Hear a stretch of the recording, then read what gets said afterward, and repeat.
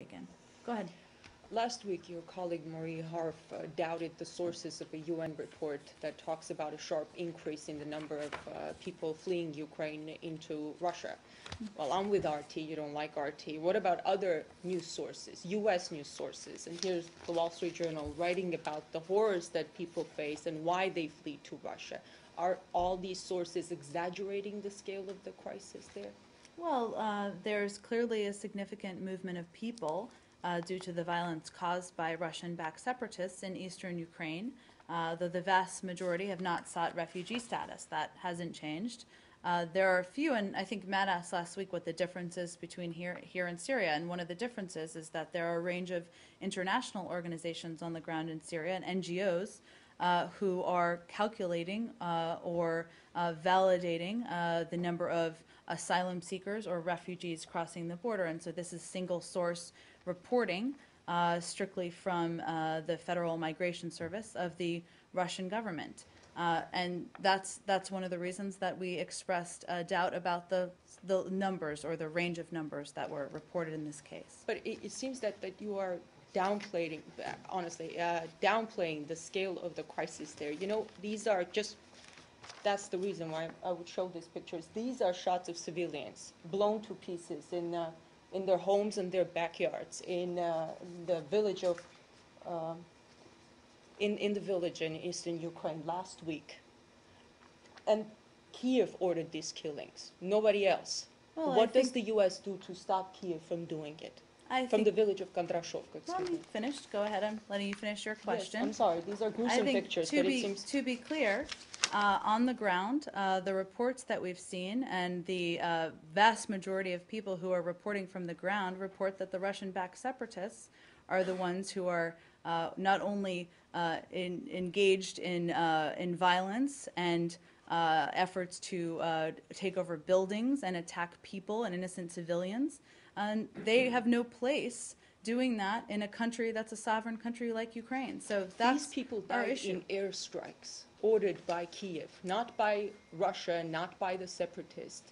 The government of Ukraine is defending the country of Ukraine, and I think they have every right to do that, as does the international community. And these people have right to live, don't they?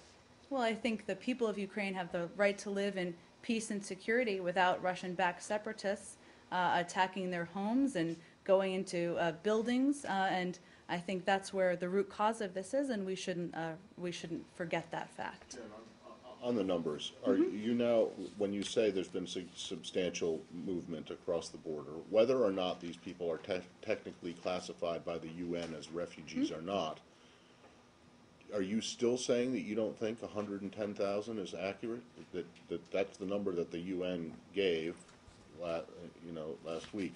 You still take issue with that number, or do you now accept that even though they're not refugees, there are, maybe not all classified as refugees, there are 100, that the numbers could be as high as 110,000? Well, I think the context of what I was trying to explain, Matt, is that there's single source reporting here just from the Federal Migration Services of Russia. It's not independent international organizations and NGOs reporting, as it is in Syria and some other places, because they're not on the ground. So we don't have any validation of those numbers, though there's certainly no question that there are a large number of people who are crossing the border because of the violence they're seeing on the ground. So who is it that you're saying is on the ground in Syria that are collecting these numbers? Are you there are international organizations, NGOs. But that would be the UN mainly, right? The UN High Commissioner for Refugees, who is the same person that's saying 110,000. But they're getting reporting from a single source in this case, whereas in Syria, they're getting reporting from a range of international organizations. So you're saying that the UNHCR is being credulous, or they're not looking at these numbers with enough skepticism? I think I'm not trying to overstate it. That's just the reason why we see the circumstances differently. Okay, well, when you say you acknowledge that there is substantial movement or substantial migration, whether it's actual migration or whether it's refugees or whatever, could that include, could the number 110,000, is that a feasible figure? I'm not going to guess at the specific numbers, Matt. I'm just expressing what our skepticism is about some of the numbers we've seen reported. All right, and there are no NGOs, no international organizations? Not that are reporting numbers on numbers of refugees on the ground that we're aware of. In Russia or Correct. in Ukraine? Yes, exactly. In what's happening on the ground on the border there. Okay. Great. Thanks, everyone.